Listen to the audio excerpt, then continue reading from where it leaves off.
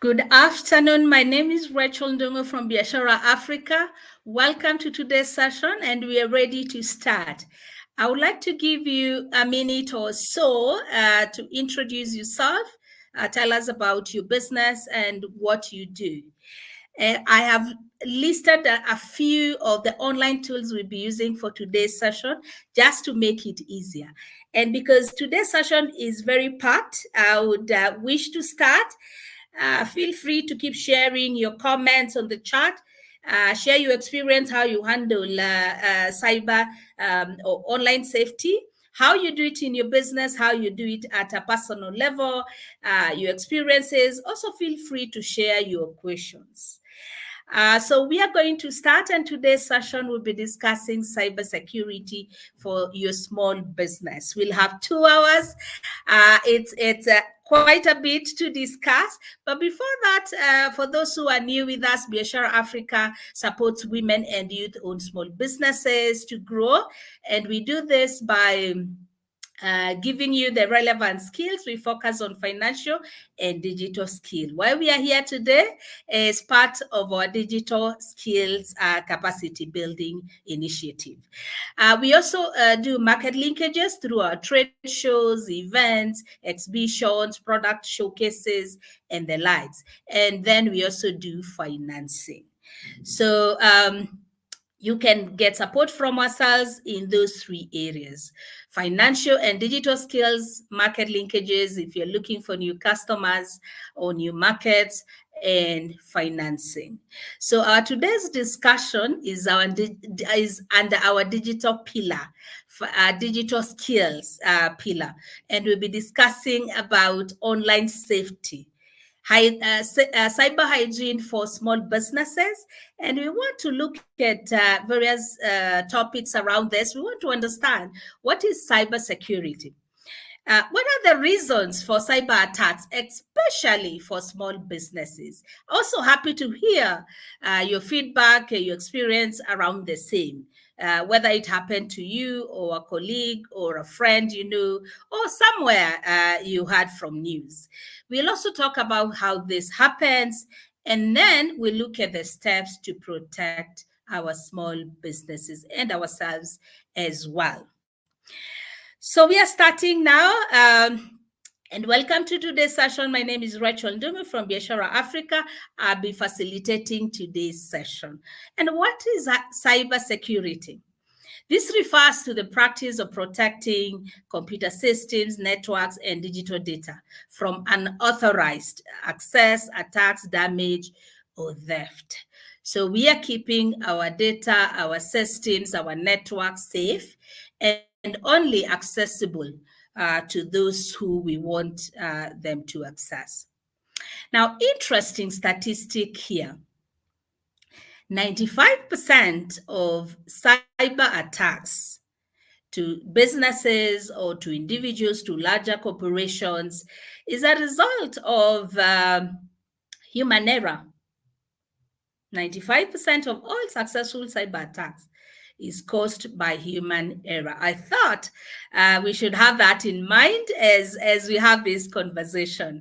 Then we get to know, I could be the reason, or my colleagues, or my family members, or someone else close to me or within my network could be the cause for the same.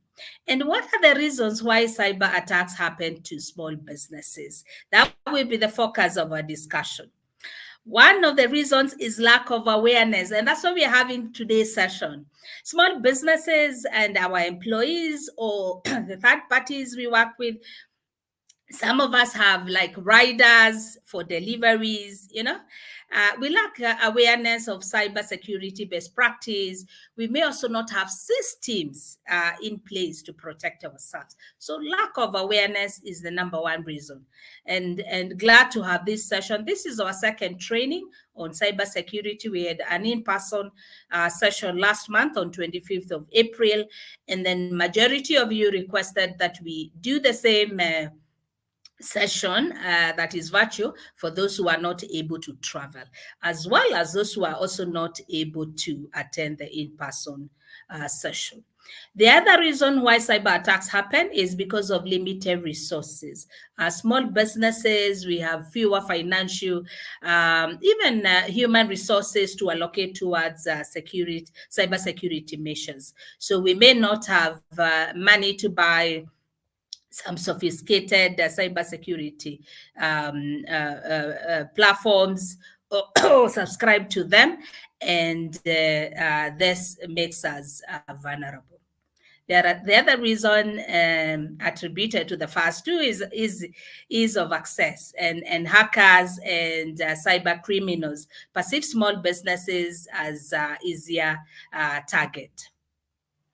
compared to larger organizations. I may even have a department that focuses on cybersecurity. They may have bought systems, complex systems, sophisticated system to help them with cybersecurity attacks.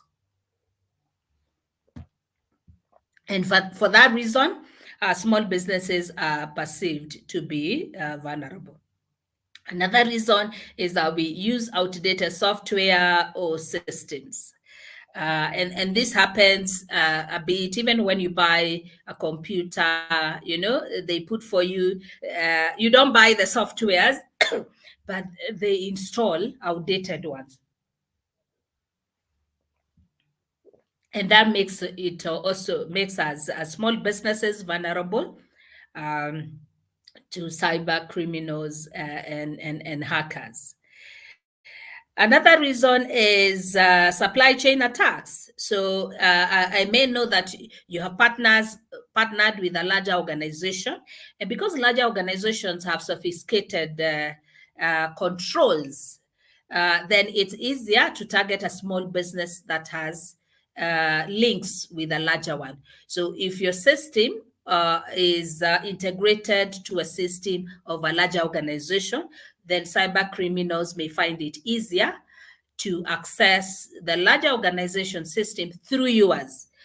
So you become a victim.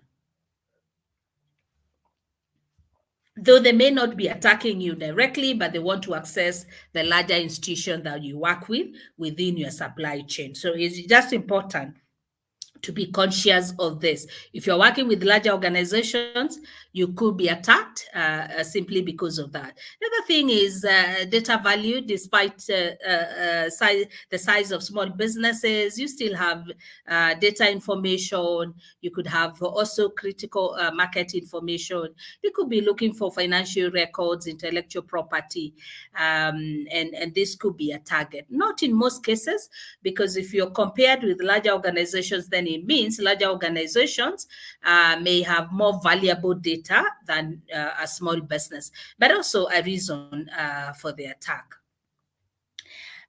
So the last reason is for personal reasons. Most small businesses are managed by founders. So you're the owner of the business, you're the one running it, or your family members. It could be a family business, so you're the ones who are running it. And so you could be attacked for personal reasons. It could be political rivalry. Maybe you're seeking political positions. Last year, my friend was handling a very delicate situation of political rivalry, and a number of them happened that involved cyber attacks with a certain politician and looked really very nasty. It could be business rivalry. I've seen this before. Businesses that compete in the same market, they want each one to dominate in the same market. So and that creates rivalry among themselves. So they may decide to attack the other, maybe sabotage them so that they get the market dominance. Even as a small business, this can happen to you. So you have your competitor nearby, and they may just decide to attack you online or to attack your small business online presence, so that they dominate the market or they get advantage over yourself.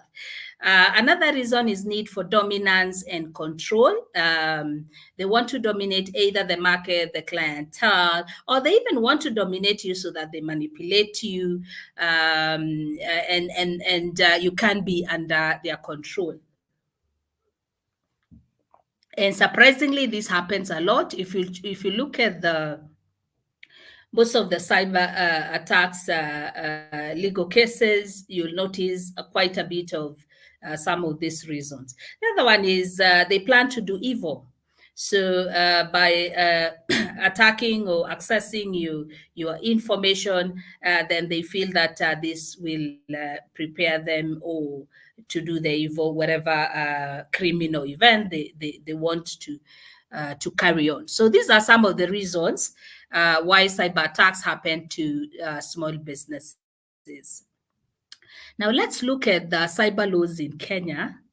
I know this might not have been publicized a lot, but you'll be surprised that Kenya is one of the countries that has cyber laws in place, and we have quite a bit. So some of the laws and regulations related to cybersecurity in Kenya include Computer Misuse and Cyber Crimes Act 2018, Data Protection Act, Kenya Information and Communication Cybersecurity Regulations 2019, National Cybersecurity Strategy 2014, Kenya Information and Communications Act 1998. Now, let's look at steps to protect your business from cyber threats. And we'll start with some common, before we get to that, we want to look at some common ways cyber attacks happen to small businesses. And this is important for you so that even when you're protecting yourself, then you get to know where loopholes can be found. So one of the common way is the phishing attack. This is pretty common. Cyber crimes, they would send a deceptive email. It may also be an SMS. It can be a WhatsApp, pretending to be from a legitimate source to trick yourself or the people you work with or people within your supply chain to provide sensitive information. So you may find fake links that look genuine. And the sender may look genuine, but it's always good to look at the email address that has sent. So if you received an email and it's written from Safaricom business, you're tempted to trust it even without checking the email address, whether it's Safaricom business or safaricom.co.ke, in that email, they may provide information that looks legit and a link for you to click. So when you click on that fake link, then it disposes you. So I can be able to see your information. I can see your passwords, maybe saved on your device. And that now gives me access to your network, to your system, or to your devices. This is the very common one. I'm sure we keep receiving this. If you're in Kenya, this is very common. And SMSs, WhatsApp messages, emails, sometimes even calls, from people. You could get a call from someone pretending to be from KPLC, or from a certain bank. So, and they want to send you something to click or trick you to share sensitive information. So some of the ways you get attacked. Now, another way is through malware infections. So malware software such as viruses, worms, ransomware, spareware can infect computers and networks, causing data breaches. So this, in most cases, is installed in your machine. It could be your phone, your smartphone. It could be your laptop, it could be a computer. And I know a few of us still use cybers to do a business or personal work. So it could be possibly their machines are infected and you're doing your business work. So if you've logged your Gmail there or your business email or your social media accounts, it means since that cyber computer is infected, then one can access, has an easy access to my accounts. The third one is weak passwords. And this is very common, we use birthdays as a password, our names, our children's names, or our spouses' names or date of birth. And one way to deal with this is when you're creating a password, and we will look into that into more detail. But for this discussion, I would like us just to look at a simple tool I had also shared. It called How Secure Is My Password. So when you're creating a password, in most cases on most websites, they will guide you have letters, both capital, small letters, include signs, include letters. Please don't ignore that. Some would even specify the number of characters, like you must have at least 16. The longer the password, the better, and the better combination, the better it is. I want to take a minute.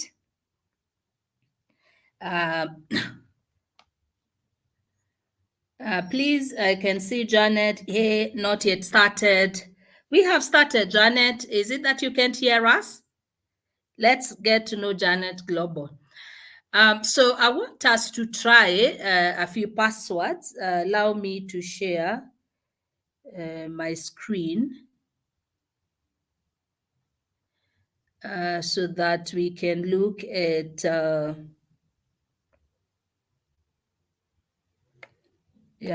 this website where you check how strong your password is.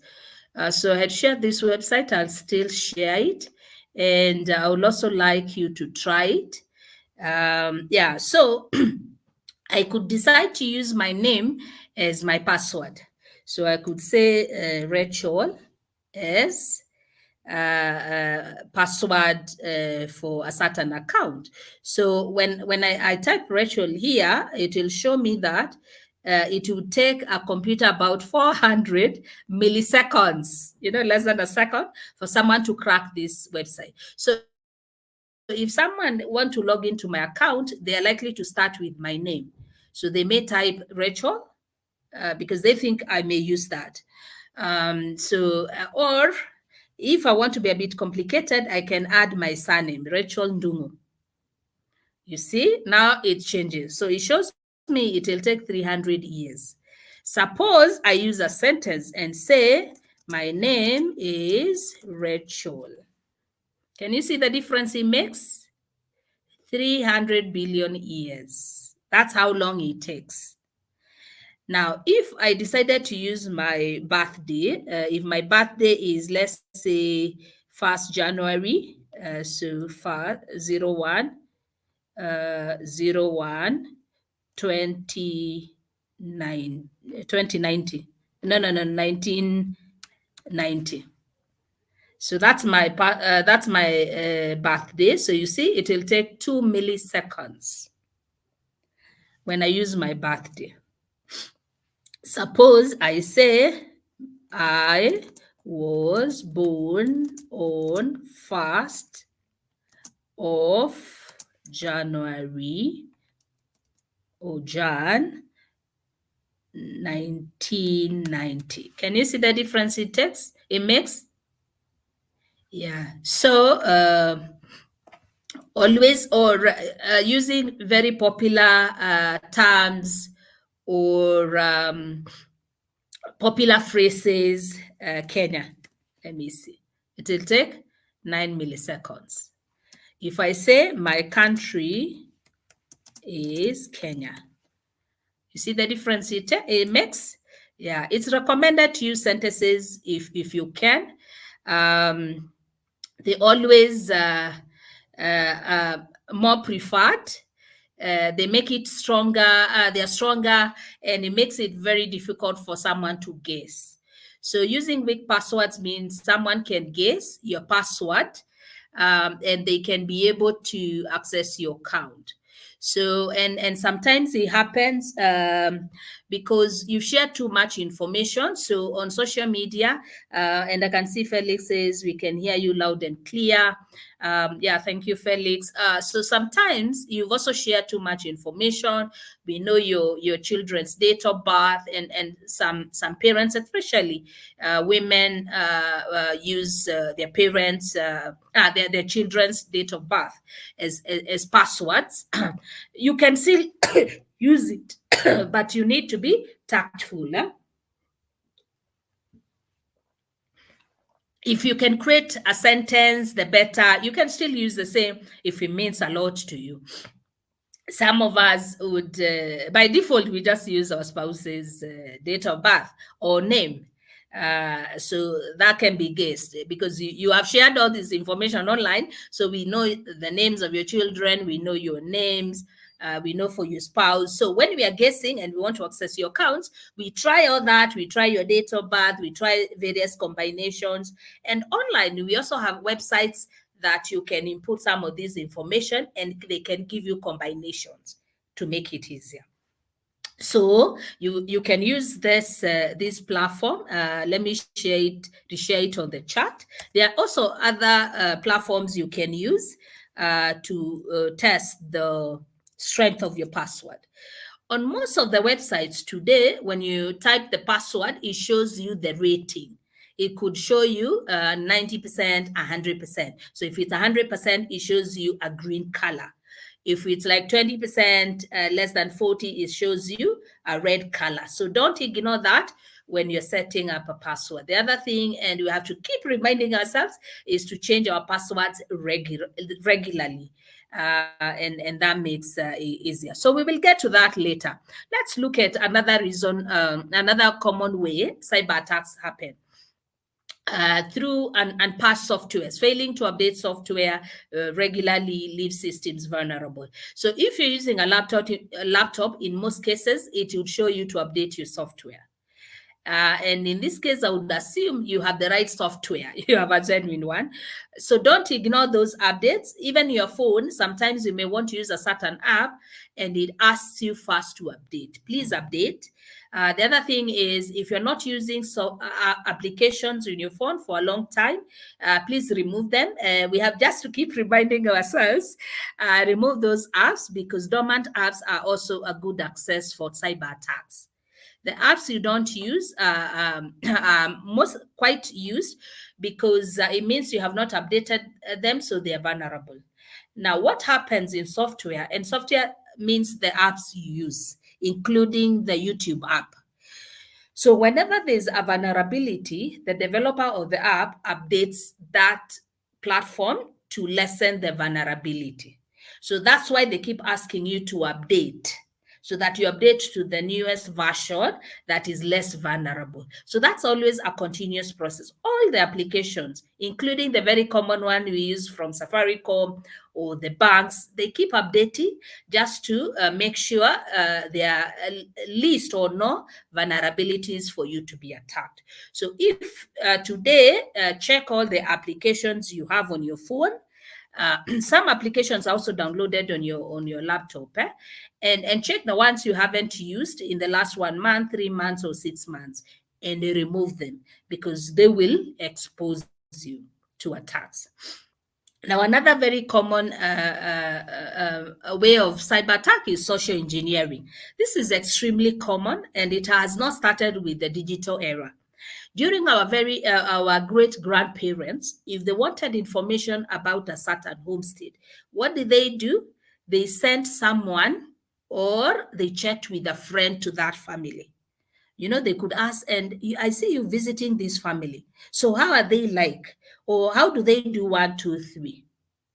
You know, so social engineering has been there for ages. The only difference is that in this case, it's a bit sophisticated, but it's the same concept, using manipulation. You manipulate people within an organization to provide information, so that information helps you. So if I want to know about your business, I can ask maybe your rider. So your rider, I can even order a product. So your rider will bring me the product. When I receive it, I just ask the rider, and how do you see their products? And to how many people do you deliver in a day? Oh, okay. So in a month, you deliver like 10 or 20. So in that case, I'm manipulating him to get information about your small business. So you also need to educate your staff, including when the riders, the third parties, that they don't provide some unnecessary information to just anyone. And people would manipulate people in pretending, and they trick them, and they have a way of appearing genuine. You know, like, why would your rider be telling a customer how many orders they deliver? Just think of it. But don't assume. Keep educating your staff on some of these things. So social engineering explores human psychology. and interactions. And generally, people in Kenya are good. And in most of developing economies, we are generally really good people. So if I really want to get information from a certain organization, I just need to ensure, and you post on social media platforms, I'll be attending this event.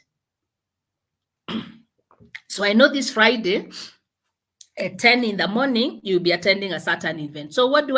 I register and attend the event. But I really know my target, and my reason for attending is so that I get to meet you and I manipulate you to share some of the information. So that I can attack your systems or networks or just gather information on this. So the information I get, I may gather information online through social engineering. Then that information helps me to access your systems, your platforms, and your networks. The other one is inside threats. I can't overemphasize on this: current or former employees with access to sensitive data.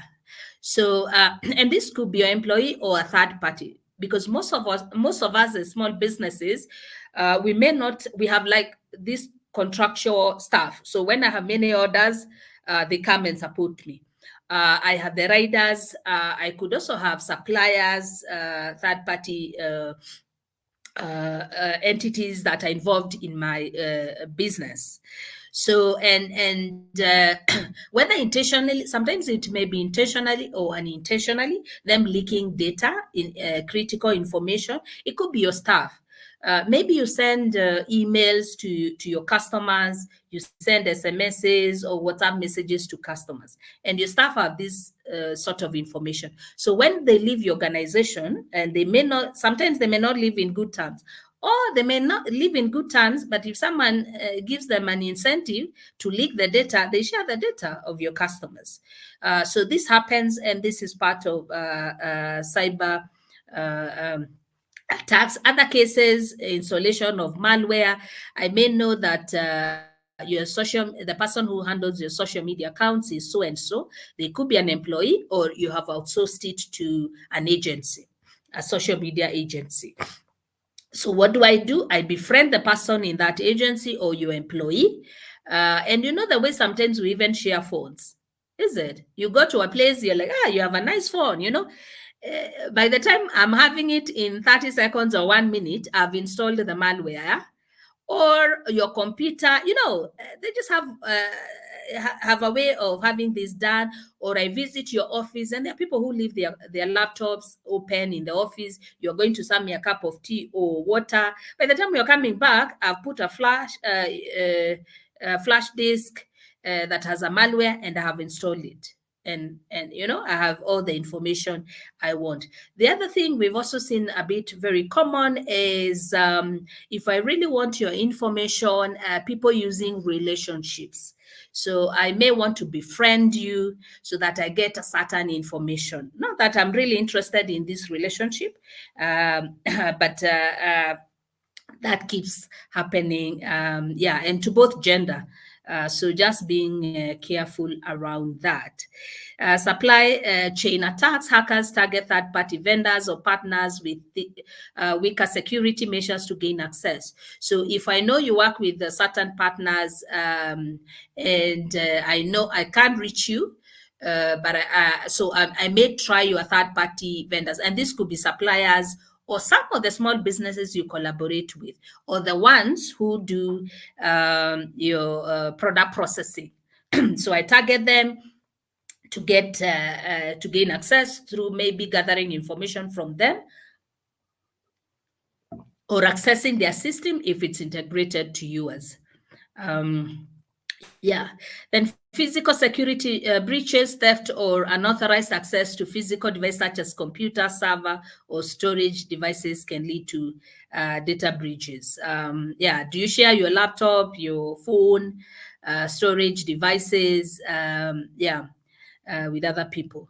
Payment card skimming. And I don't know whether you remember, we had one petrol station not long ago that had this issue. So an employee in a certain petrol station, it was featured quite a bit. I don't know whether any of you can remember. So the employee had installed a device that could record the card details as they use the POS. So if you use a point of sale or the POS system, get to know that that could be a vulnerability. So I just need to have a scanner that would scan the details of the card when clients are making payments using their cards. Yeah, so just being conscious of this as well. Distributed denial of service. This happened even the other day. You remember when we had the eCitizen platform down for a couple of days? Yeah, that was the cyber criminals had used this this way of attack. So attackers flood a lot of network to your website or your platform, causing it to become slow or unavailable. So that's what had happened to the citizen, but the CS confirmed that they were able to control the attack, and there was no loss of data. Man in the middle attacks, also this happens, a cyber criminal intercepts communication between two parties. So they may know that you get very competitive rates from a certain supplier. So what do? So they ensure that, and you communicate mainly through emails or calls or SMSs. So let's assume it's through emails. So they ensure that they're in between your communication. So when your supplier sends you information, they receive it and release it to you. In some cases, they may just want to view the information and get to know what is happening. Other cases, they want to manipulate the information. So your supplier would say, we have new stock. It's going for, let's say, 10,000. So they may manipulate that 10,000 to be 100,000. Or they may manipulate that information to indicate that we do not have available stock for you. Now that affects your business and it gives them a competitive edge. And then what do? They may go to the same supplier if they told you the stock is not available, and they'll be like, we actually are looking for this. Or they can send someone else to camouflage so that they're not identified easily.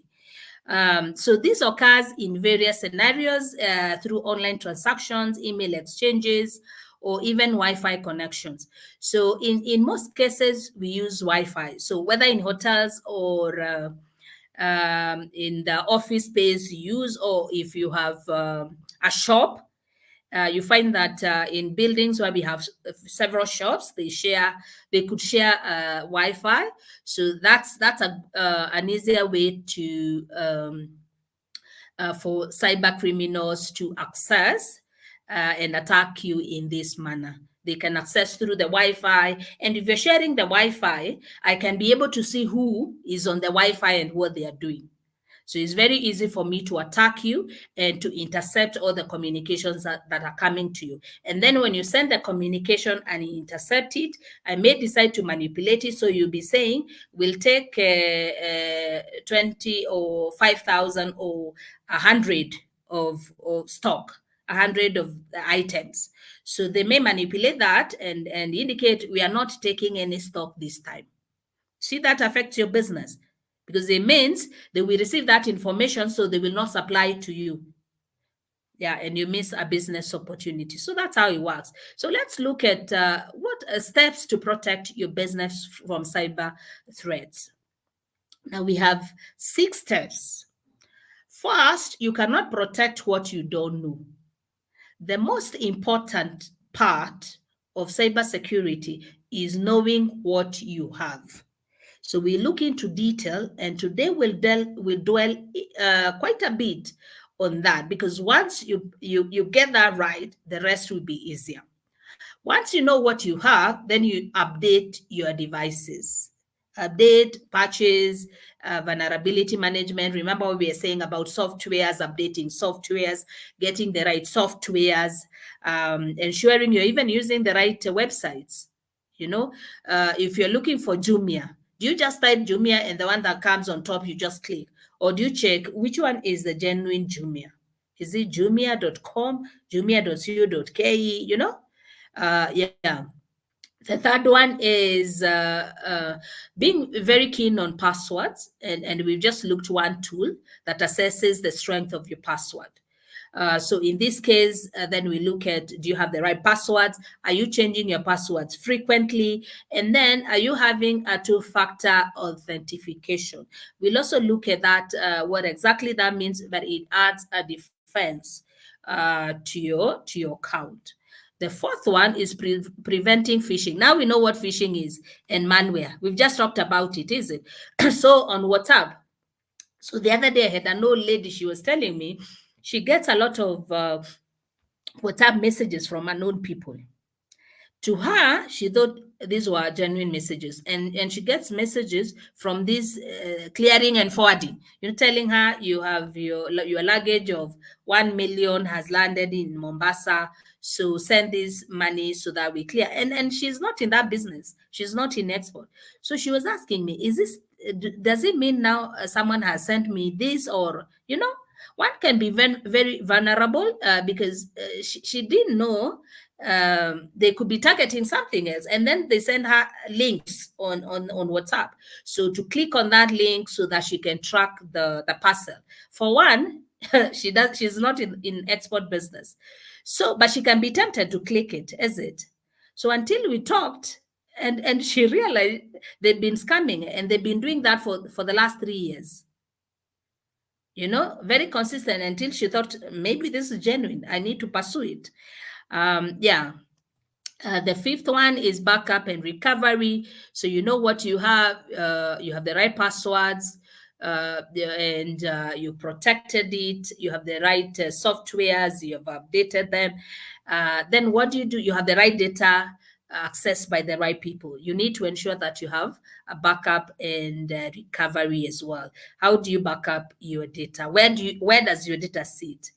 And then the last one is protect your email and reputation. Most communications still happen through email, though I think I know WhatsApp has taken quite a bit, and social media platforms. But if you sign up to most of the websites, they will send you a confirmation on email in most cases. Or email may be an option. So just ensuring that you protect that. Now, let's get to the first step, knowing what you have. And we want to have a practical session here. We'll take a bit of time because this is the most important part. And this is what I want us to do. So I want us to start with, we are in business, so we use online platforms. So I'd like us just to start with social media platforms.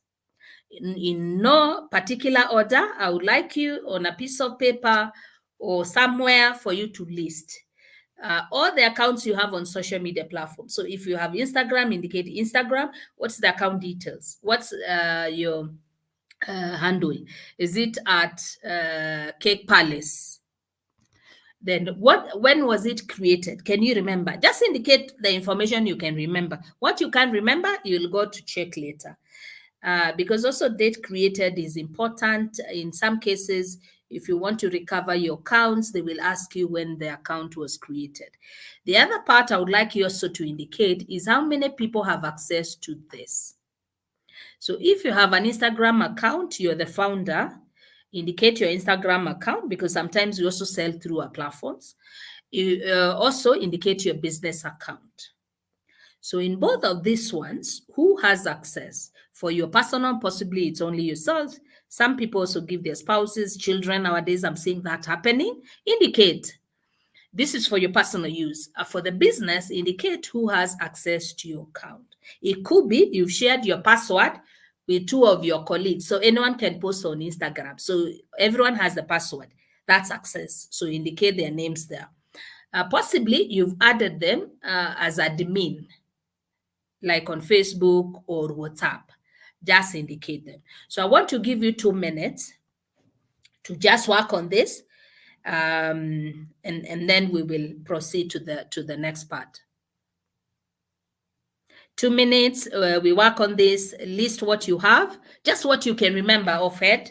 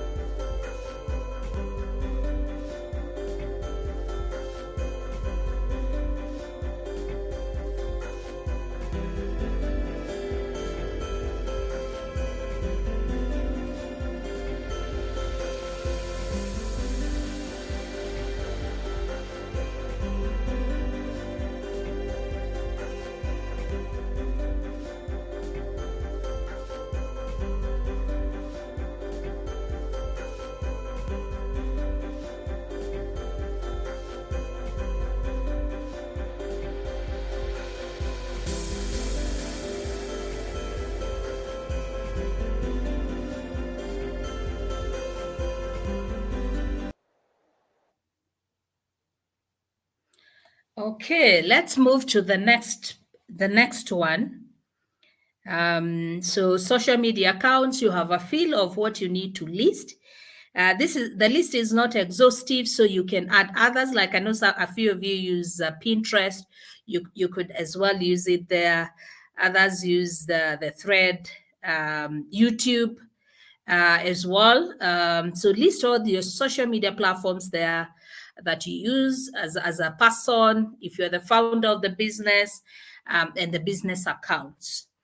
Account details, this could be the handle. So if it's Facebook, what's your handle? Or your Facebook name that you use? If it's Twitter, the same. Date created, I know most of us can't remember, so you'll have some work to do after this. Then people with access to the same. So let's move on to the next part. And here we want to look at the devices you have. So list all the devices, starting with the one you're using. So smartphone, you may have more than one smartphone, so indicate details. Is it Nokia? Is it Samsung? When you bought it, that's also important. If it's laptop, tablets, printers, servers, projector, motorbike. I know a few of us could have a motorbike for deliveries if you own it. If you don't own it, you just have a rider, don't indicate that. If you have a car, it could be your personal car, it could be your car, your business car, indicate them as well. The premise you're operating, does it have a CCTV to the best of your knowledge? Indicate that. IoT devices as well, and any other device you may have, device or equipment. So again, I would like to give you just a minute to indicate that also people with access to the SIM. Remember we said cyber attacks happen through people work with, people within our supply chain, people who have access to key information about what we do. So that's why we need to know who has access to what we have. So again, I'll allow you... No. You're not listing this on the comment. I'm assuming you have a notebook or somewhere you can write on. That is why you will list, because this is also sensitive information. If you put it in the public, then you become an easier target. So I'll get to know what you have when you acquired and who has access to the same. So you don't put it on the chat, write it on your notebook.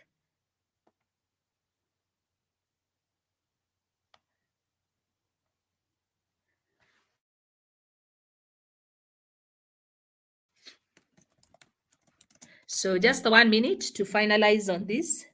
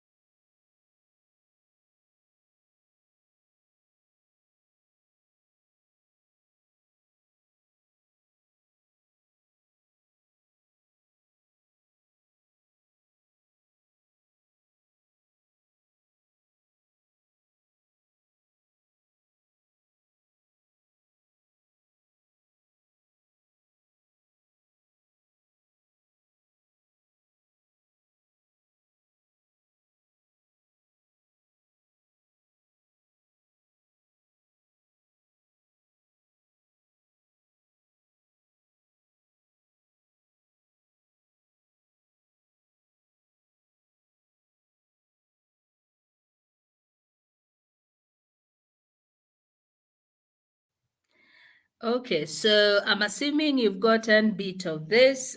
Just indicate what you know. You have what you can remember, you'll go to check later. And assets like motorbikes, cars, who has access to the same? I don't mean who has the key to the same, but you could have a motorbike that is on a loan. So it has a tracker where the financier, it could be the bank, has access to it. Sometimes you may not be aware. I just had a case the other day. Someone had installed in a rider's a tracker without their knowledge. And it became a police case when it was realized. So sometimes a competitor could do that because they want to track all your deliveries through your rider so that they have information about how you're performing. So it's just important that you also indicate the same. The car as well. I have seen cases where people have installed trackers without the knowledge of the owner so that they can track their movements. If they're going for client meetings, wherever they are going, then I get to know. So important to know. CCTV is also important.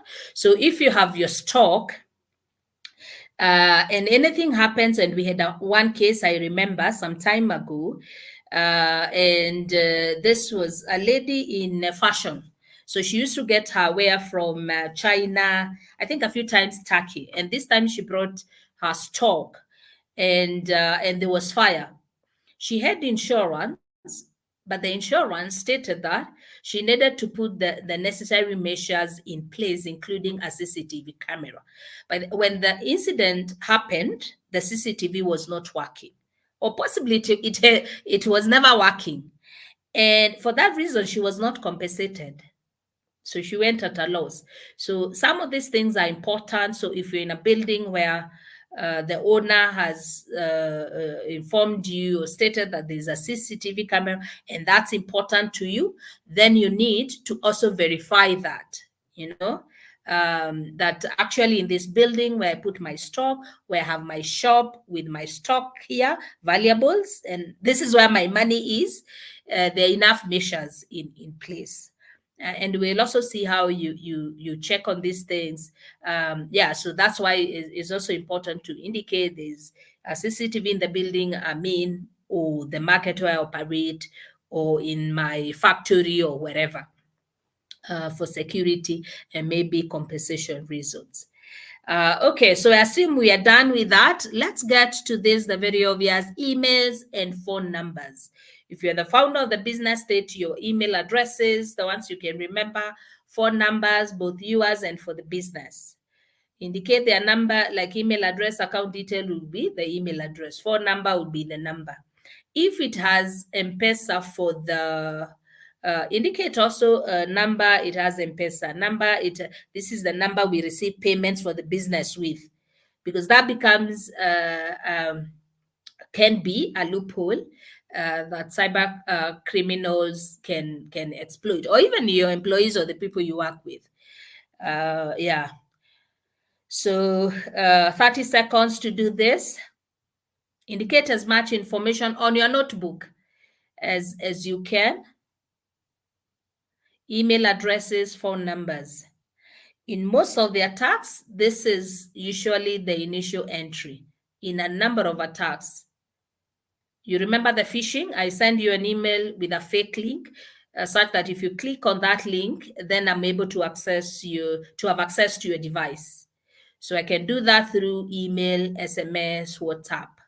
So this information is very key for you.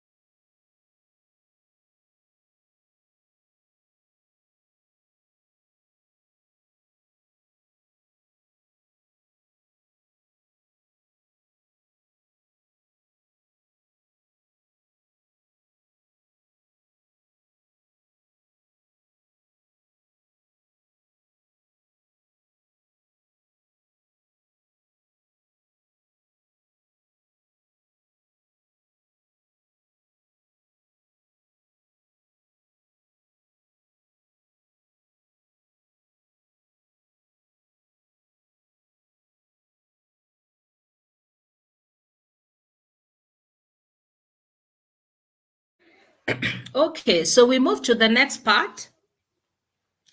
Accounts on other websites and applications.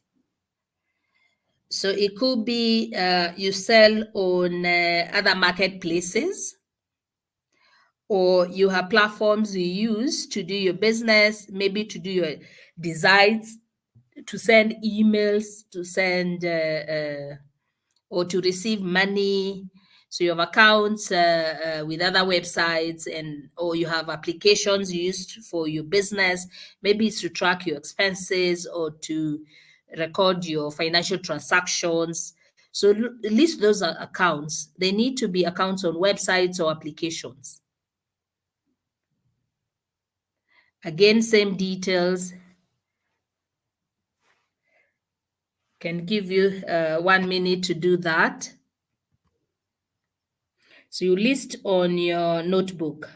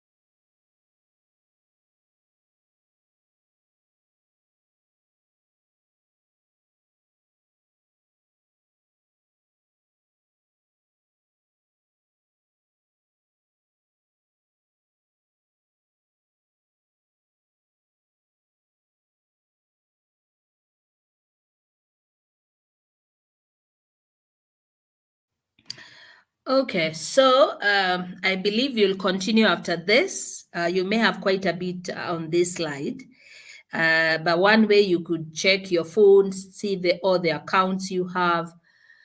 You could check history records on your browser if you use a laptop or even your phone, and see the websites you visit regularly, and then list them here. Now, this is the last part, business records that will include customer records, financial records, inventory. This is very important to have it documented.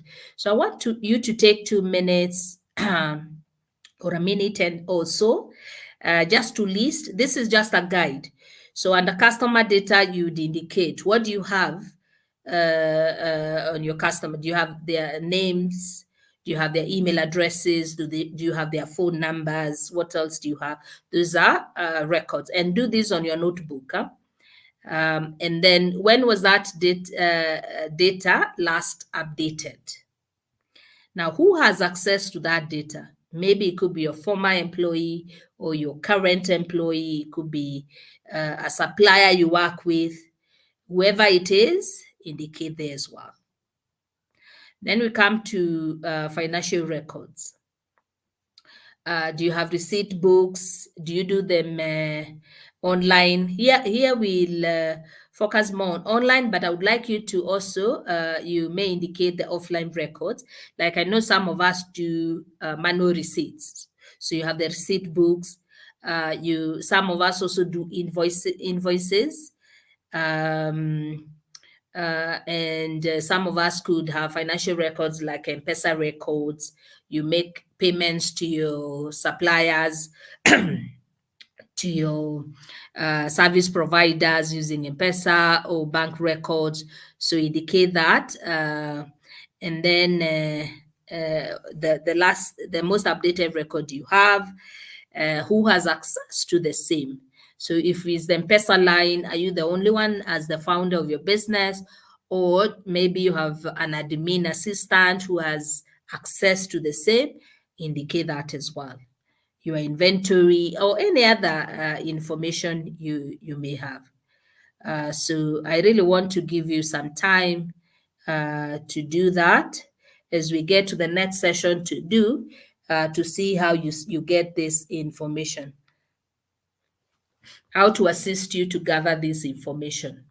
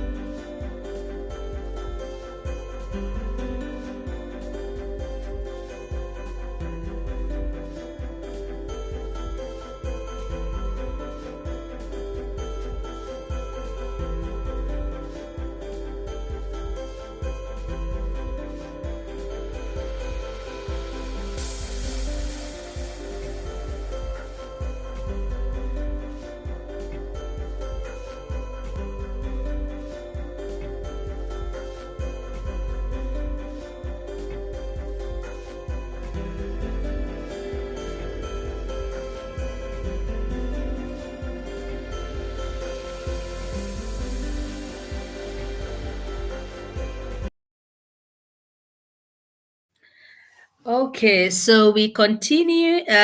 You may want to continue this after this conversation, but ensure that you take time to list this. This is important even beyond the cybersecurity discussion. It helps you with quite a bit. All right, so now we want to see how we can help you to gather that information. Now you have templates you've been using. So we want to look at some of the tools you can use to get the information you've been listing, and how these tools makes it easier for you. And we start with a very common and the one that is known to almost everyone, Google search. Google search engines like Google. So we would like you to Google yourself, also Google your business. If there's anyone here who is free for us to Google them or Google their business, we'll be happy to do that with the others. You can let me know on the chat. But I want to give you a minute to do that, because that gives you information. So just a minute to do that. And as we do the same, I'll also be doing for Biashara Africa. And I'll also show you what appears here. So let me show you when I Google Biashara Africa, what shows. So that we can see how you can use that. So here I've just Googled Biashara Africa on Google. So we say Google is my friend. So you start here. So when you Google, it could be, let's start with your business. So you can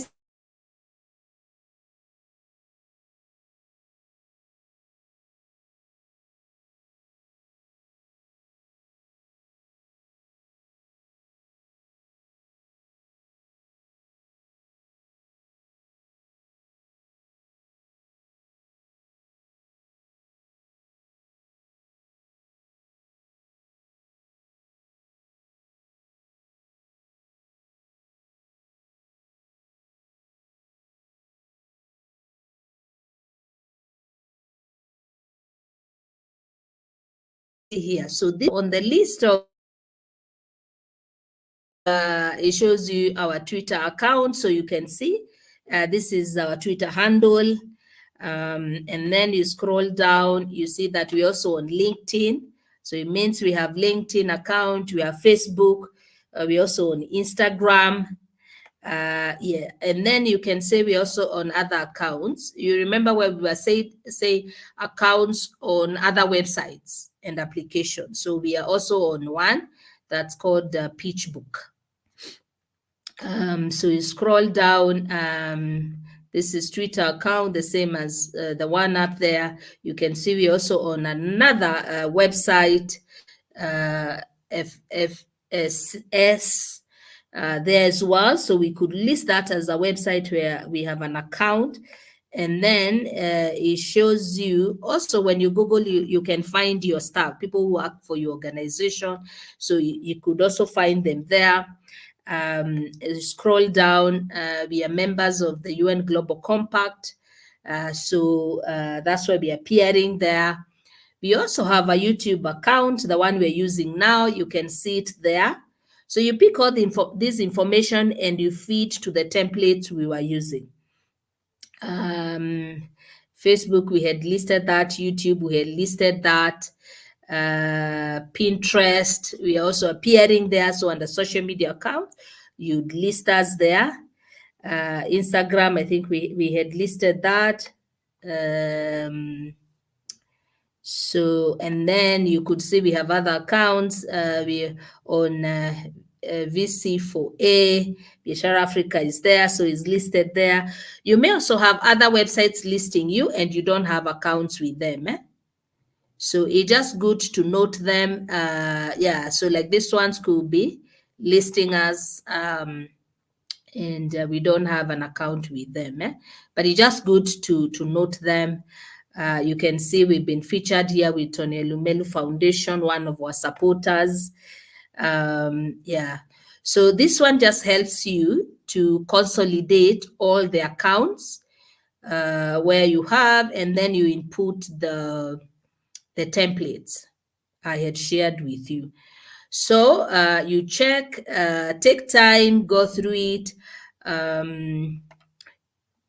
Also, you can keep going. Maybe you can go for 2-3 pages and see all the information, relevant information. Until now, you're not getting any relevant information like accounts you have. So one way of doing that is you Google yourself.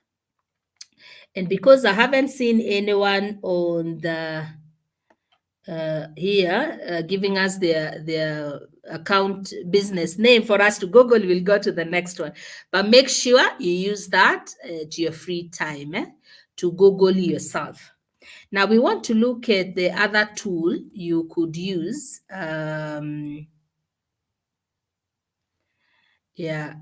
So let's look at the other tool we could use. And this is here you use usernames. So when you're opening accounts with other websites, they could ask you to indicate your username. Now you can use this tool, what's my name.app, and I want to try that here so that you see how to use it to get to see the accounts you have. Remember, we are still handling step 1, knowing what you have. So here, I could type, so Rachel search. So it will show me this, and then I will realize this is a very general name. There are very many people. So it's likely to give me too many websites. Yeah, so that may not be relevant. So if I can decide to use Rachel Ndung as a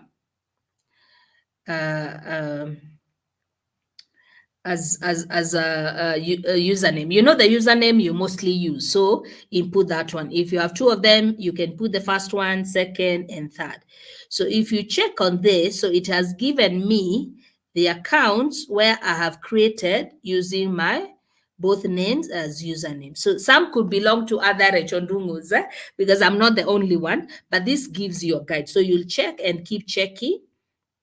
And if it's yours, and because I do some tech work, tech is my background, so I may have some, but some may not belong to me because there are people you'd be sharing names with. But this will give you a good guide.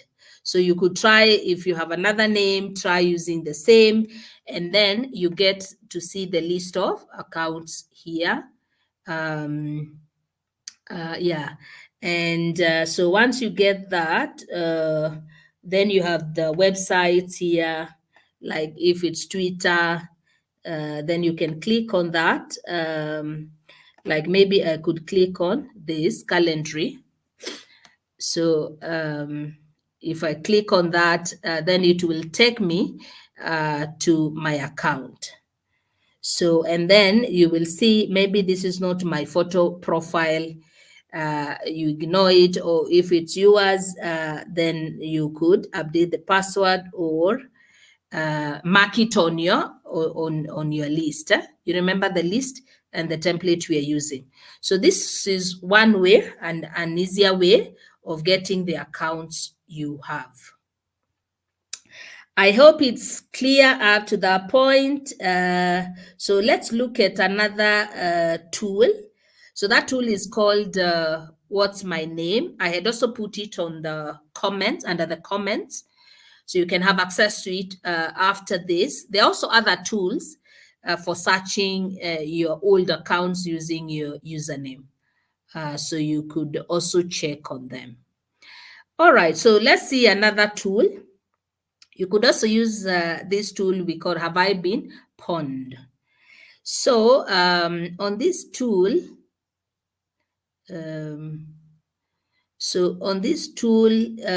you use your email address, and it would also give you some of the accounts. So share, yeah, so this is the website. So this website so it allows you to use your email address to find out your old accounts or accounts that you can remember that have been breached. So it helps you to feed into your know what you have templates. So for example, our email address is hello@biashara.africa. So we will check on that, click on this to see whether they're old accounts. Yeah, so in this case, good news, no pwned found. But you could use any other accounts, and it would give you a list of the accounts here. So you'd get to know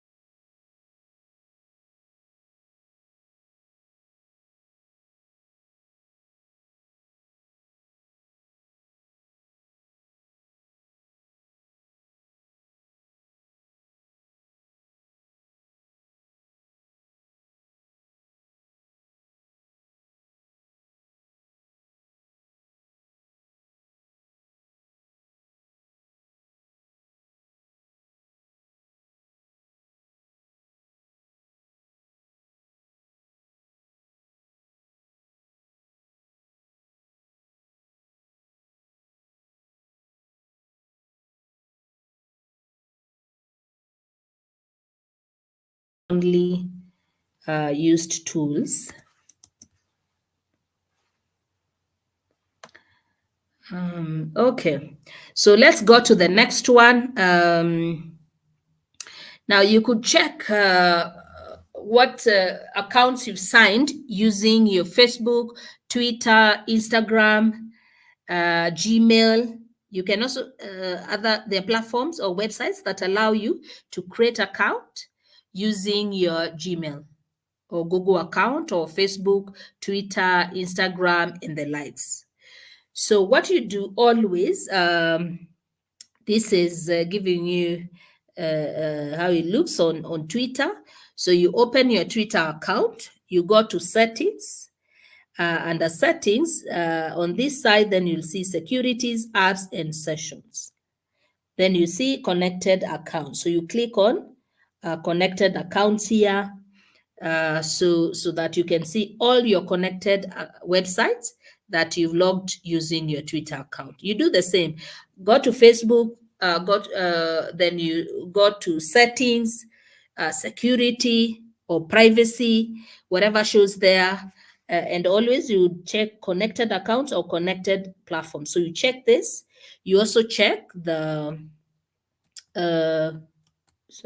apps and sessions. So this will give you a guide of how many apps and how many accounts or websites you've logged in or created accounts using Twitter, Facebook, Instagram, and the likes. So that's another way of getting to know your accounts.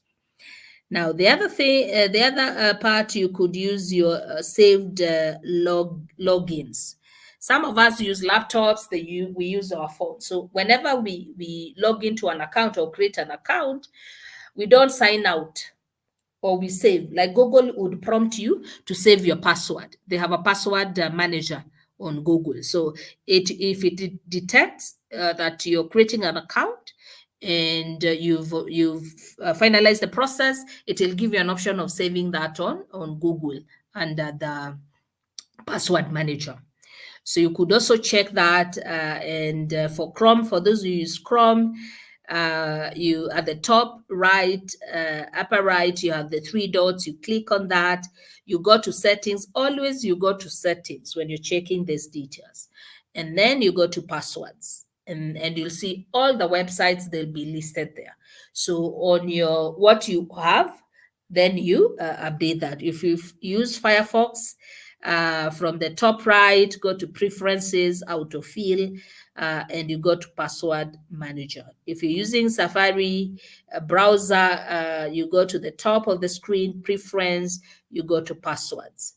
If you're using Internet Explorer at the top right, you go to settings, view advanced settings, manage passwords. So that way you'll be able to see all the accounts where you saved passwords. So you can update your list. The other one is accounts associated with Gmail. Most of the times, I've noticed most of us use Gmails. We have business accounts. We also use other email addresses. So a number of us have a habit of creating accounts using our Google account. So, or giving access when you are, instead of using an email address to create an account on a website, so we use our Google account. So you can go to Google and you'll be able to see the accounts that have access to your Google. And then you'll now get to know, I have accounts in maybe LinkedIn. I created it using Google account. So LinkedIn is linked to my Google account, meaning if LinkedIn is compromised, someone can access my Google account, can access my Gmail account. So list all this. Yeah, and who has access to what, you will indicate. If it's your Gmail account, you'll indicate all these accounts. Right? I hope tuko pamoja, we are progressing well. If not, if you have a question, you don't understand anything, please put it on the chat. And I'll be happy to clarify. The other part, the very traditional one people would use is you go to your Gmail or email inbox and you search using some keywords. So when you create an account on websites, you'll get a welcome email. So the subject or the title of that email will be welcome or confirmation or verification. So you just search on your Gmail at the top. There's usually about you search welcome or confirmation so that you can see all the emails that have those keywords. And then you check now if they're from which websites and list them there. Another one is also checking. I thought this could add value. Checking, you check on Gmail. Most people who use Android have it linked to their Gmail account. So you could also check devices connected to the same. And under the list where we're indicating who has access to this, then you'd indicate, because on your Gmail account, you can give someone else access. If your child, let's assume a teenager who's in his or her teens years, creates a Gmail account, they can give you access to the same under Gmail. So if you log into, you're accessing Gmail, so they would show that mom has access to the same or that, and on this device, and your child will also have access to the same. All right, so this is how you check on it. You go to Google account under security. We said everything, you go to security, and under the same, you check manage your devices, right? If you have a Gmail account you use for business, and you've shared that password with 2 of your staff, or 3, or 1, now if you go to manage your devices, you'll see their devices listed there. So you will see your device. If you're in session, it will show you're in session. It will show the device of your colleague, the device of the other colleague, or the colleagues who have access to the same. It will show you when they logged in, whether they're in session using the account or so. So that under the column of who has access to this, then you get to indicate. This, as you do it, you keep doing this, it will get to your system and it will just be a habit. So under Google account, security, the top 3 drops, you go to security. Whether you're using your mobile phone or you're using your laptop or a computer, is the same procedure. I hope we are good up to that point. The other part, for some of us who are a bit sophisticated, we'll look at password managers, but there are tools you can use as password managers, and Google has one, among other platforms. So you could also use this one to check which accounts you have. So if you have Google password manager, it will show you the websites here. And when you click on it, it shows you the password. So that way you'll get to know I have accounts in all these websites. Remember, we are still trying to understand where we have accounts. You remember that's what we said, is it? Good. Don't worry. You will get used to this, and we'll have this recording. You can use the same link to follow through. The other one we mostly use is Truecaller. So using Truecaller, you can tell who owns the number.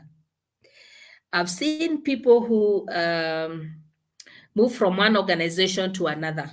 So before they joined you, they were working for another organization. Now you are using their mobile number as the main number for your business. So when I call, Truecaller tells me or indicates their former employer's name. So you need to look at that and check your numbers as well, the ones you have. If it's for business, have you registered it on Truecaller to read your business name? So that when I call, then I get to know this is this name of a business. So you could also use this one to enrich your data. Now, some of us have Wi-Fi in our offices or shops. So you could be using your mobile phone and hotspotting. So even when you are hotspotting, you expect that only your staff will use or authorized people will use that hotspot. So you can download this app, and I'll put it on the chat. It's commonly used. It's called Fig. So when you open the Fig, it scans your network and it shows which devices are connected to your network, so that you'll get to know whether maybe one of your staff has given access, the password to someone else who is unauthorized. You don't want unauthorized people to access your website because it means they can compromise your network. If you're in a certain Wi-Fi, you're using a public Wi-Fi, get to know the owner of the Wi-Fi can also see your mobile phone or your laptop, whatever is connected to that network. Still on the same, you can scan the network and see results. So this is a good tool to have. And I'm putting it on the chat so that if you're not using it, you could try to use it and to protect your network. This is mainly to protect your network and to get to know if, remember, on the listing of what I know, what you have, you'll also list if you have router, you have Wi-Fi in the office. Even hotspotting just indicates if that's what you use. Because some people just use hotspotting. Some people have installed Wi-Fi, indicate that as well. So that's a tool you can use. So I'm not seeing any question. I believe we are following up and it's clear so far. If you have a question, feel free to put it on the chat. And happy to clarify. All right, so let's get to this part. It's also important to know the photos. What do people see when they search? Because if you're the founder of your business, you're the one, if it's, let's say you do fashion, Kenyan fashion or Kenyan women fashion. So when I Google and you're the founder and you use your platform to market, your name will appear. So I also need to see the photo relates to the kind of business you do. One of our entrepreneurs has a barber. So initially, he used to have rastas that looked unkempt. But as he kept growing and attended some of the classes on branding, he realized his clients looks a neater look. So he cut his dreads, he shaved nicely, and now he looked much better and even much younger. So that was to resonate with his clientele and the growing clientele, because he's really good at what he does. Perfect. He does it very well and gets clients through referrals quite a bit. So now the younger generation, what do they do when they see our businesses on Instagram, Facebook, Twitter, and the likes? They Google. So then they see the old look, and it confused clients, and that was not looking good for them. So there's this tool we use, and I'm going to try it here. It's called PIM Eyes, but there are also other tools you can use. This is commonly used also to see, as part of what you have, what is online. So I'm going to project it and let me put it on the chart as well. So we call it a reverse image search. Some of my media friends use it quite a bit, and celebs, it helps them quite a bit, because everywhere they go, people want to take selfies with them, and they don't know what is being put on the internet. And so for them, this is a key tool for them. So if you're a journalist or a celeb, you could share this tool with them, and they will like you for that.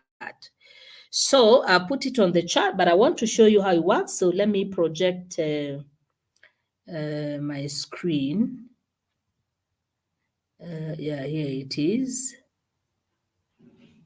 Yeah, so this is how it looks, face search. So you need to upload your photo. You can also take a photo here. It has a camera. In my case, I want to upload a photo. Let me upload them first. Let me see. Yeah. So let me upload the photos. Otherwise, I may end up showing you all my family photos. So allow me to upload my photo here.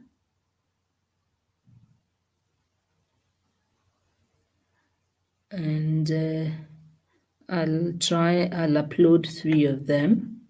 Here you upload the photos you mostly use, like your profile photo on your social media account. Yeah, so let me show you. I have uploaded 2 of my photos here. Yep. So I've uploaded 2 of my photos to your face. Yeah, so I've uploaded these 2. These are profile photos I've used on my social media platforms. Okay, it's telling me to try to upload a better quality, but I can start the search. And here I put in a time so that they pick photos from all ages. Yeah, so you see at the top here, it shows me, this is a free search. So it shows me it has 71 results in 3 seconds. So I can scroll down and see all my photos that are appearing online here. Some have been altered. You'll find cheeky people like this one, they took my photo and added some stuff there. So it shows me all my photos. So, yeah. So some could be variations. Some people have added like this too. But you get to see it may also pick photos for other people because it uses your face to search from the internet. So it may also pick photos that are not yours, but you'll have a feel of what is online. Yeah, so that's how this tool works. Face search engine. It's we call it a reverse image search. So you provide an image and you search.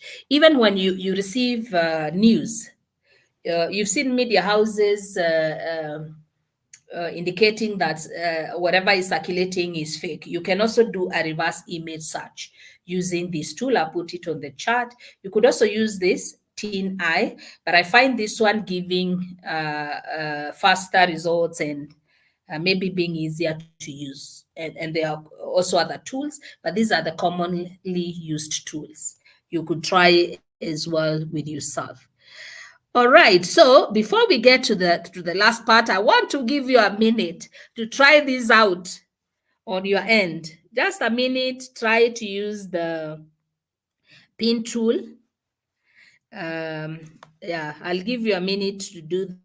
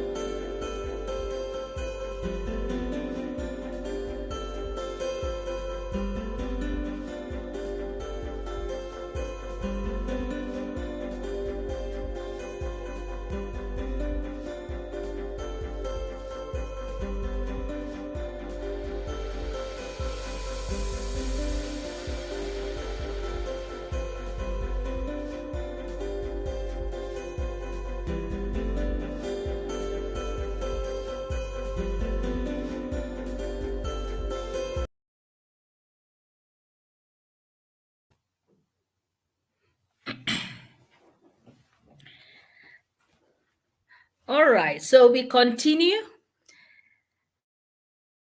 Right, so this is another tool you could use. You could try both. Now we get to our last part, knowing what you have, what cameras and microphones are within where you operate from. This is also important. Remember, we are talking about online safety.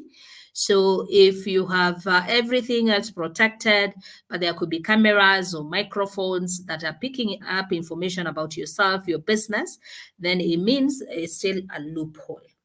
Now, we want to feed into our template on knowing what you have. So we need to know which cameras have access to our information and which microphones.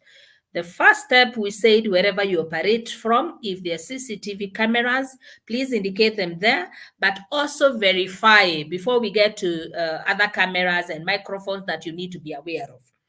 So you need to verify. Ask the owner of the building or wherever you operate from to give you or to take you for a tour or where the cameras are. In most cases, they're within the same building. So, and for you even to see, actually they are functioning, that would give you comfort. Then you can say in this building, I have some protection or safety measures just in case of a loss, and I have an insurance benefit or other compensation plans that require such measures, then I'm covered. So that is very important. The other thing is to ensure if they have installed cameras within your working space, it could be your shop or your business premise or your workshop, those cameras are not directed to your where you work from. Like if you have your laptop or computer that is on a particular corner or a particular location, then you don't have cameras that are able to see everything you're seeing on your devices. We had such a case one time. We paid a visit to a lady there in beauty and cosmetics. So they had a small shop and they do a lot of online transactions. So the owner had a laptop, but where she used to sit, the camera was just at the top, so it could see everything. So even when you're typing your passwords and it's recording. So there's no safety there because they're picking all your information. So we had to speak to the owner, and the owner agreed. No one had noted that, whether it was intentional or not, we don't know. So she spoke to the owner of the building, and then they relocated the CCTV camera. So that's important for you to do the same. But there could be maybe someone is attacking your business, or and you want to know, do I have hidden cameras or microphones within my workspace? Sometimes they even go to an extent of putting them in your homes. Yeah. So how do you then pick this up? Now it has become easy. When I was in school, studying computer science, we learned the manual way of doing it. And that's what we will start with. So for one, you look for suspicious objects. All these devices must have access to the environment. Like you can't hide them. You can put them somewhere and hide them not to be seen, because they need to pick the information that is within its environment.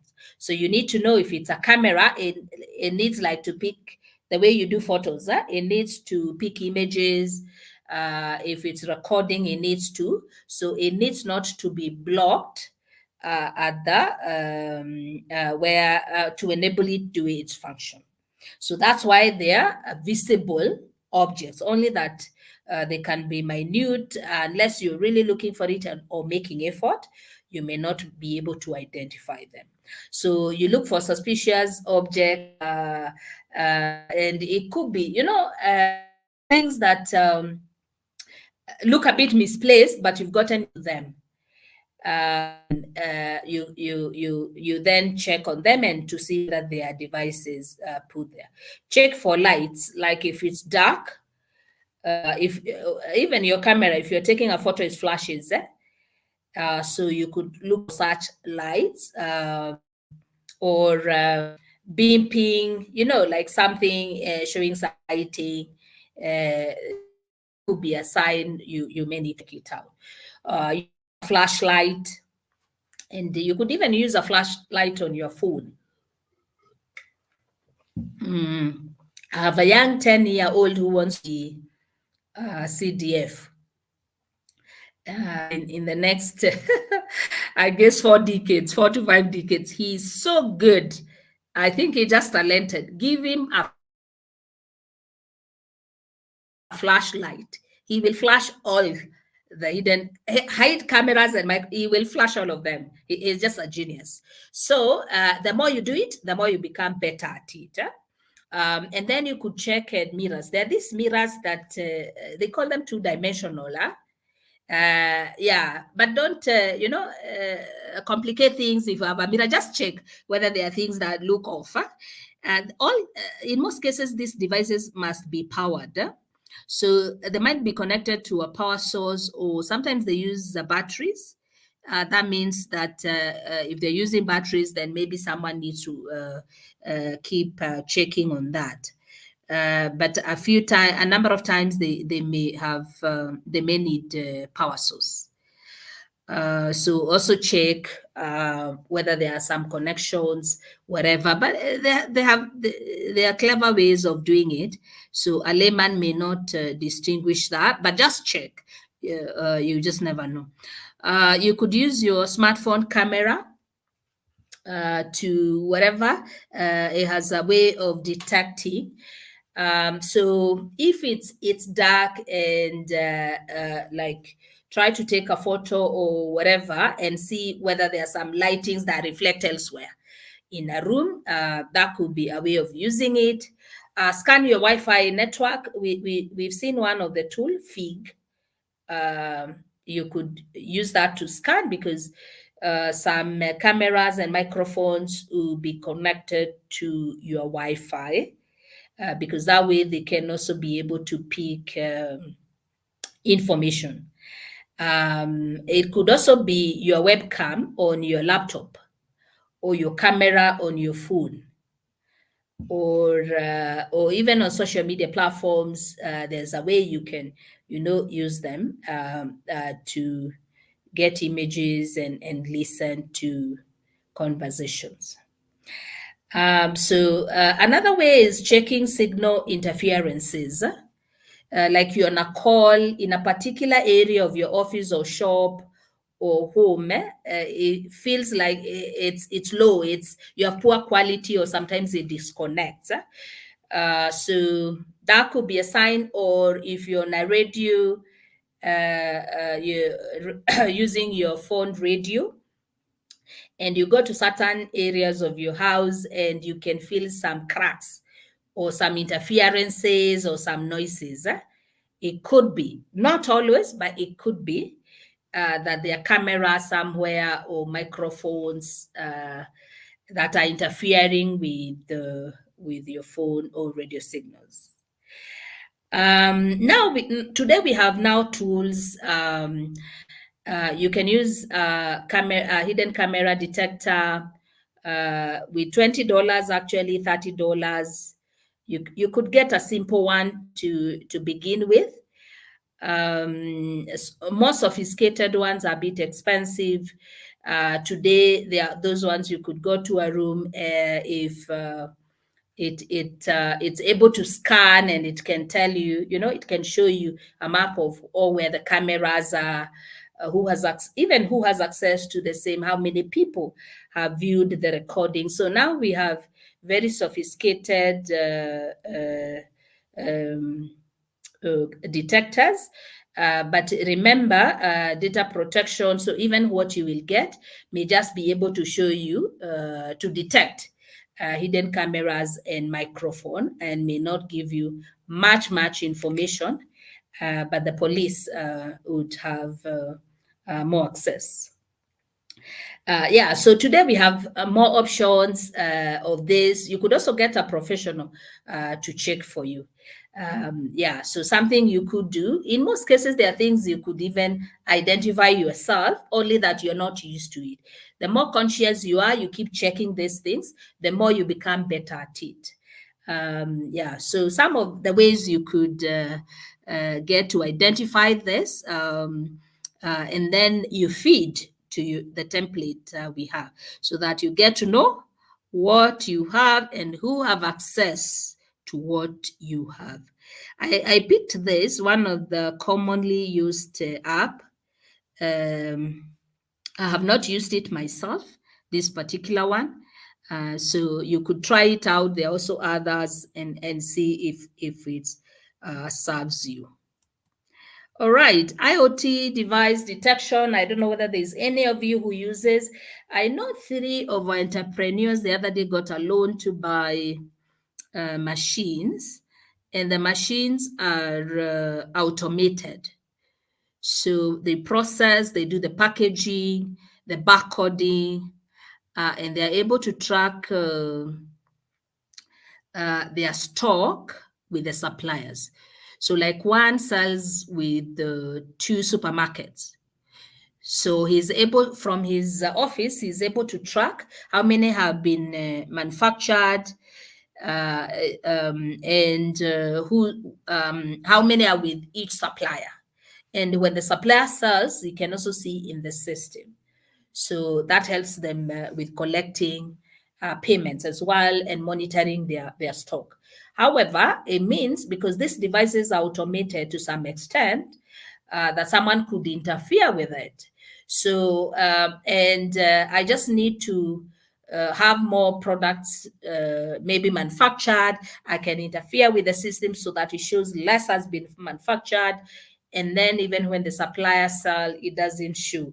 So that could also be an area you want to indicate here, the machines you have that are automated, and the levels of automation, and you need to monitor that as well. Even going there physically to the factory, checking actually how many have been monitored. You may want to have a board in your factory that indicates today, this date. If you manufacture every day or you do it once a week, then you indicate the date, the numbers that have been manufactured, and the way they've been distributed to your suppliers, or if you're selling to customers, then you monitor that. Then you can cross-check with what you have in the system. You may want to maintain that and monitor that process. So this is another tool you could use.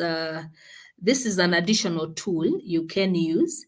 I'm going to share it on the chat to search by name, phone, address, email for people. It's called Spokel.com. Let me share it on the chat. So feel free to check it out. It may give you additional information to feed your template on what you have. The last one, once you have checked all what you have, you've seen is a very, very comprehensive process. It takes time. That's why I thought we need to start that. Take a lot of time, because once you get that right, then it means you're good to go. By the time you complete all those templates, you have put everything in place, then it means you've actually, your safety, your online safety, it's at a different level. And then you just need to make it a habit, and it will get your system. Even the people you work with, if you have employees, they get into the system, you educate them. Even the third-party suppliers, like the riders, you indicate them. If a customer asks you for this type of information, don't inform them. You just tell them, I don't know, or you have a way of, responding to the same. So you keep training them until it gets to their system. Now, this tool here, the last one we look at as we end, because I know you're tired, is called a security scorecards rating. So this tool rates your online presence, and it shows you your scores and the areas you need to improve on. So you could also additionally use it. We'll continue having these sessions so that we look at more tools. This time I want you to take time, because it could take you a month or so to put together and to feed the templates on what you have. an inventory on what you owe, what you have, and who has access to the same. So that is important for you. Now, as we end, allow me to share this toolkit and how you can access the toolkit. Yeah, so we'll start with the, yep. So this is the toolkit. It's also on our website, and we are having this conversation courtesy, supported by GIZ. And GIZ has GFA Consulting as the implementing partner. So these are the supporters of this initiative of cybersecurity for small businesses. And this is the second training we are having. We had an in-person session on 25th of March. I know some of you are not able to travel, or some of you were not able to attend, and you requested we have this session. So this is the second session, which is virtual. Now, in addition to this session, we'll be looking at tools, and there's a toolkit you will be able to use. So we are grateful for this partner for enabling us to have this toolkit and this information that is helpful for us. So all the information we've been discussing, it's here. You can see the laws. We looked at the laws governing cybersecurity in Kenya. These are implementing partners.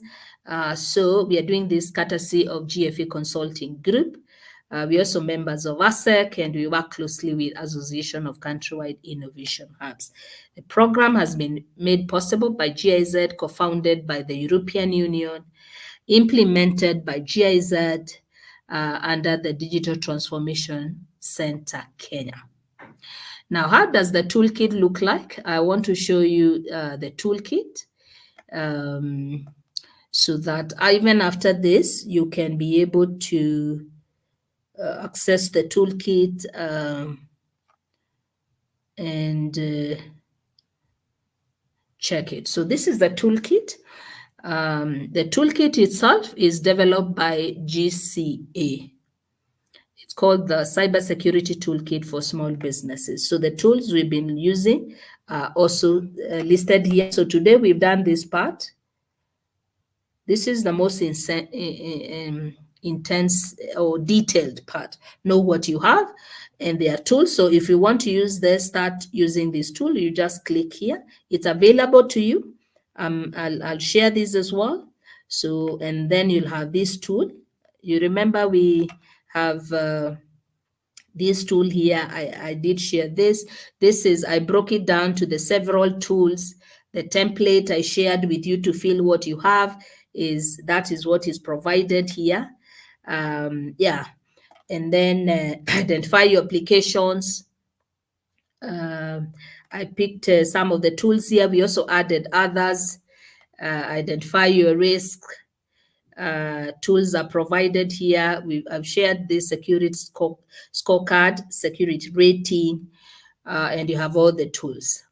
So when we're having the next session, then we look at the other steps. Remember, we say there are 3, but if you get the first step right, the other steps would take us an hour or a maximum of 2 hours, and we'll be through with them. But you have to dedicate time, and it will take you a month to 3 months. Sometimes it can even take you a year, depending on the size of the organization, to list what you have. Now, to make it easier for you to access that toolkit, we have also put it under our toolkit for Biashara Africa. So when you're checking our toolkit, this is the toolkit for Biashara Africa. So if you want to get a loan, so you just come here, you click on the provider for the loan, to customer records, then you have those tools, and they're all free.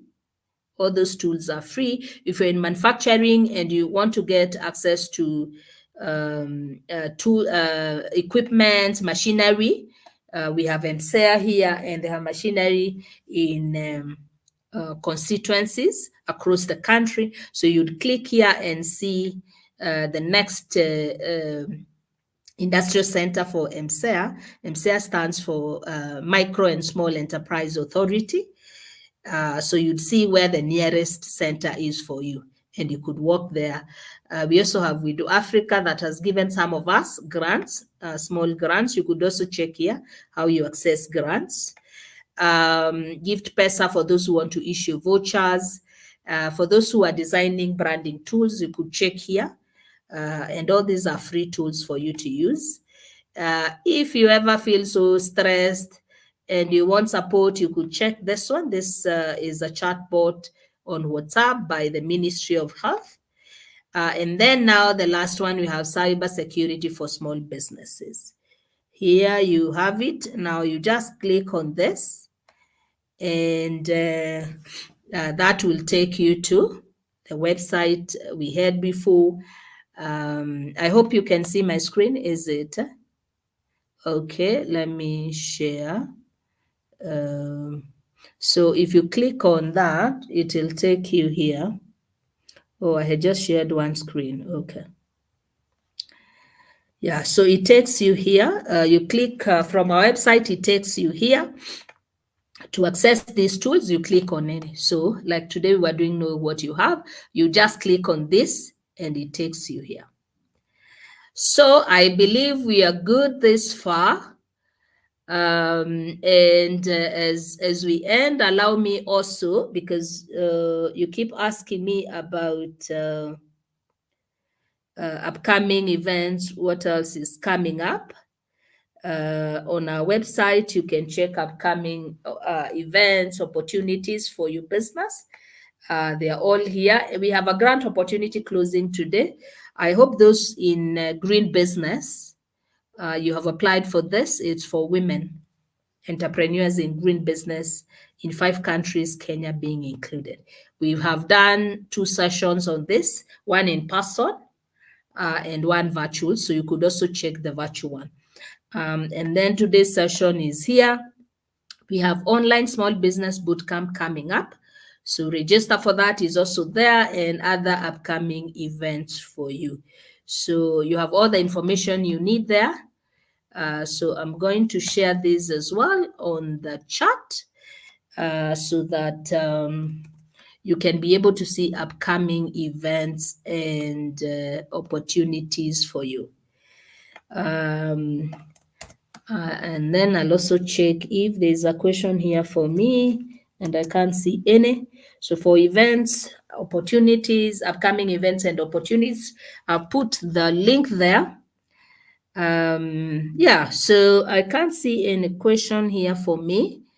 So these are the websites for the toolkit, but you can just go to our website. Okay, maybe I need to put it here, the toolkit.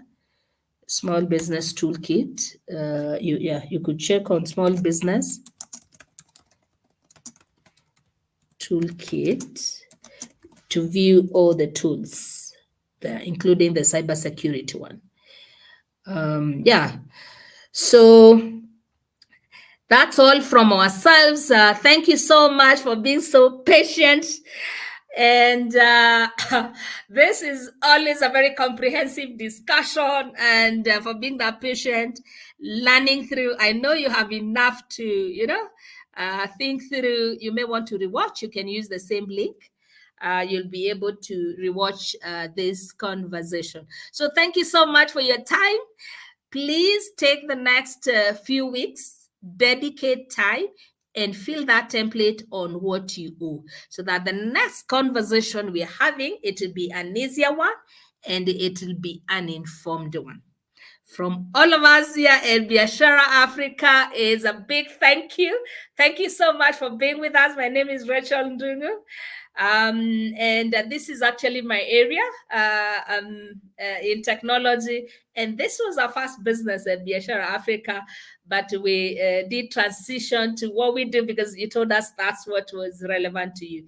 So it has been my great pleasure to have this conversation with all of you. And thanks once again for your patience. You've been quite engaging in this conversation.